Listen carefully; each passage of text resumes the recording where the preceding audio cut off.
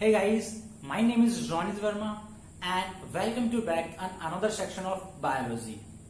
So today in this video session we will discuss about substrate level phosphorylation के बारे में. किस बारे में बात करेंगे?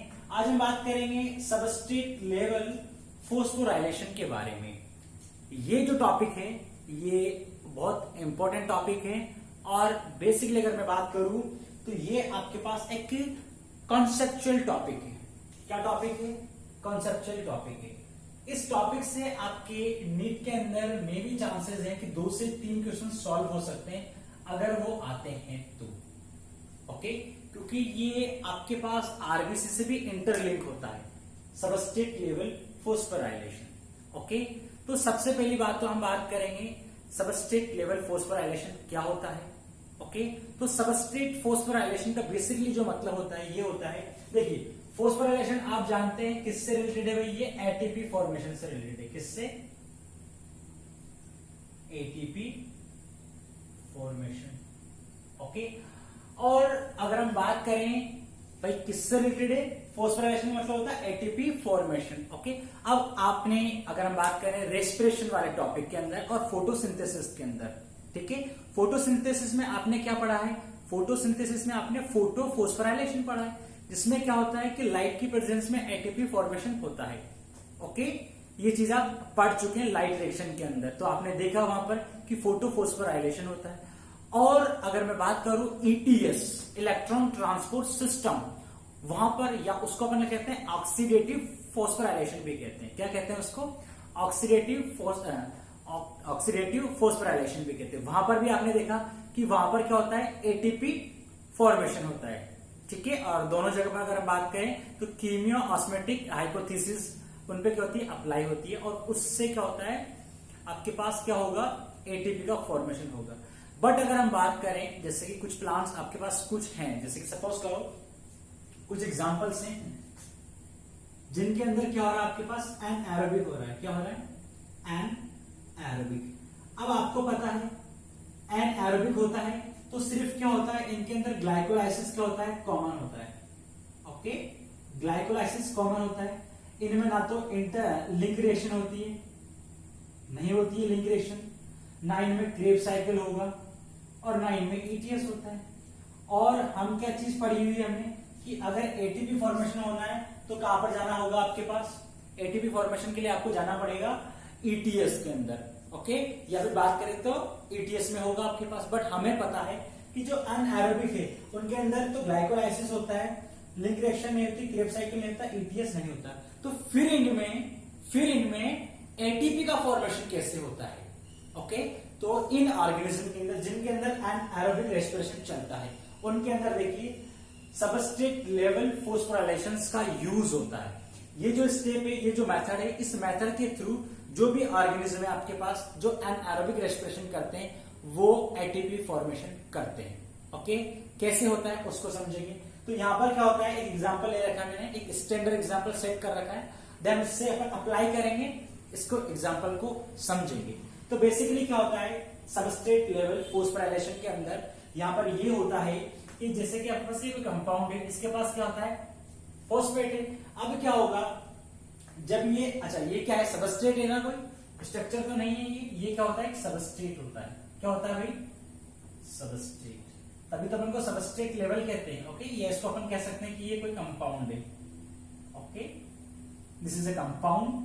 अब आपके पास क्या होता है, जब ये फॉस्फेट क्या करता है, फॉस्फेट को ट्रांसफर करता है, आपके पास ट्रांसफर करता है. ये बात करें तो ये क्या करता है, फॉस्फेट को रिलीज करेगा यहां से. ठीक है ना, ये फॉस्फेट ब्रेक डाउन होगा, यहां से फॉस्फेट बॉन्ड क्या होगा, ब्रेक डाउन होगा. फॉस्फेट वाला जो बॉन्ड है वो ब्रेक डाउन हो रहा है.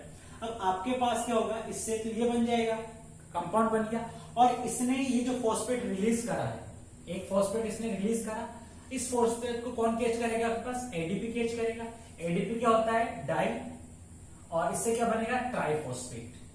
ठीक है, क्या बनेगा, ट्राइफॉस्फेट. तो इसी मेथड को अपन क्या कहते हैं, सबस्ट्रेट लेवल फोस्फोराइलेशन कहते हैं. कि जब आपके पास क्या होता है, एटीपी का जो फॉर्मेशन है, एटीपी का जो फॉर्मेशन होता है वो फॉर्मेशन कहां पे हो आपके पास, वो फॉर्मेशन हो सबस्ट्रेट लेवल पे. यहां पर एटीपी फॉर्मेशन के लिए फॉस्फेट को कहीं जाने की जरूरत तो नहीं है, या अगर बात करें तो एडीपी को कहीं जाने की जरूरत तो नहीं है। अब देखिए जा कहां सकती है, ये तो जा सकती है ईटीएस के अंदर, बट इनमें तो ये कुछ है ही नहीं। एटीपी तो चाहिए ना इनको भी कुछ प्रोसेस करने के लिए, ईस्ट को भी चाहिए, आपके पास बैक्टीरियाज को भी चाहिए, क्योंकि उनके अंदर तो एनारोबिक ही होता है।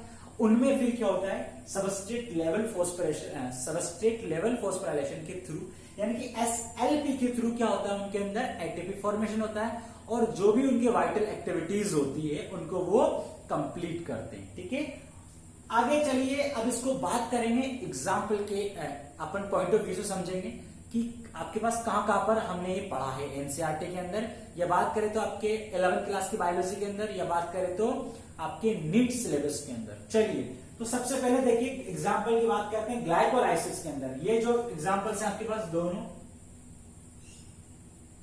ग्लाइकोलाइसिस, तो भाई आपके पास जो ग्लाइकोलाइसिस होता है उसके अंदर 4 एटीपी बनती है ना, किसके थ्रू, एसएलपी के थ्रू। किसके थ्रू बनती है 4 एटीपी, एसएलपी के थ्रू 4 एटीपी बनती है। देखिए कैसे बनेगी, 1,3-फॉस्फोग्लिसरिक एसिड से जब क्या होता है 3-फॉस्फोग्लिसरिक एसिड बनता है। देखिए यहाँ पर कितने फॉस्फेट है आपके पास, 2 फॉस्फेट हो गए, एक फॉस्फेट रिलीज कर दिया ना यहाँ पर, और इस फॉस्फेट को कौन कैच करेगा, ये जो फॉस्फेट है उसको एडीपी कैच करेगी, देन इसमें कन्वर्ट होगी एटीपी के अंदर। तो ये भी क्या हो रहा है, सबस्ट्रेट लेवल पे हो रहा है, यहाँ पर भी कहीं आपके पास मूव नहीं करता है आपके पास कौन, फॉस्फेट। ठीक है, आगे आपके पास क्या होता है, सेकंड आपके पास स्टेप है, यहाँ पे सेकंड स्टेप भी अपन देखेंगे कि जब आपके पास ये ग्लाइकोलाइसिस के स्टेप से भाई है ना, आपने पढ़ी होंगी, नहीं पढ़ी तो अब पढ़ लेना। देखो 2-फॉस्फोइनोल पायरुविक एसिड, तो 2-फॉस्फोइनोल पायरुविक एसिड से आपके पास क्या होता है, पायरुविक एसिड बनेगा। तो यहाँ पर 2 पोजीशन पे होता है आपके पास, अगर हम बात करें फॉस्फेट, तो यहाँ पर देखो ये फॉस्फेट रिलीज करेगा, ये फॉस्फेट किसके साथ बाइंड होगा, एडीपी के साथ, और क्या बनाएगा, एटीपी बनाएगा। तो आपको समझ में आ गया, तो यहां पर भी एटीपी बनेगा, यहां पर भी एटीपी बनता है। तो ये सबस्ट्रेट लेवल पर आपके पास एटीपी फॉर्मेशन होने की वजह से अपन इसको सबस्ट्रेट लेवल फोस्फोराइलेशन कहते हैं। आई थिंक आपको पूरा समझ में आ रहा होगा, मैं बहुत चीजें इजी कर रहा हूं, कुछ भी छुपा नहीं रहा हूं और कुछ भी कॉम्प्लेक्सिटी नहीं है। ठीक है, आई थिंक आपको पूरा समझ में आ रहा होगा। चलिए आगे बात करेंगे क्रेब साइकिल के अंदर। ओके, अब क्रेब साइकिल के अंदर भी क्या होता है, सक्सिनाइल कोए से जब सक्सिनिक एसिड बनता है तो आपका जो जीडीपी होता है, ओके, वो किसके अंदर कन्वर्ट होता है, जीटीपी के अंदर। तो यहां से भी क्या होता है, पास एक फॉस्फेट रिलीज होगा और क्या होगा आपके पास, जीडीपी के साथ कनेक्ट होता है। ओके, और क्या बनाएगा, जीटीपी बनाता है। क्या बनाता है, जीटीपी को फॉर्म करता है। तो आपके पास क्या होगा कि सबस्ट्रेट लेवल पे आपके पास या तो एडीपी से एटीपी फॉर्मेशन हो, या फिर जीडीपी से जीटीपी का फॉर्मेशन हो। तो जब ऐसा प्रोसेस होता है तो इसको अपन सबस्ट्रेट लेवल फोस्फोराइलेशन कहते हैं। ठीक है, ग्लाइकोलाइसिस के अंदर 4 एटीपी बनता है।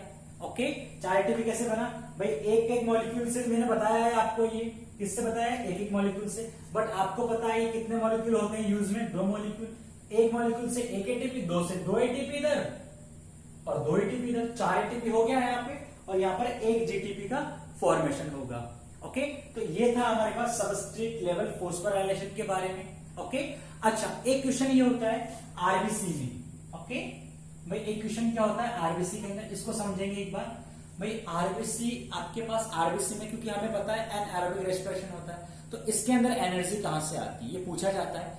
तो इसमें जो एनर्जी होती है आपके पास वो कहां से आएगी, आपके पास वो आती है इसी प्रोसेस से, सबस्ट्रेट लेवल फोस्फोराइलेशन से या फिर एसएलपी से। तो आपसे कोई पूछे कि आरबीसी के अंदर कौन सा चलता है, या किस मेथड के थ्रू, या कौन सा आपके पास इनके अंदर क्या चलेगा, एनर्जी के लिए प्रोसेस चलता है, एनर्जी के लिए इनके अंदर एसएलपी चलता है।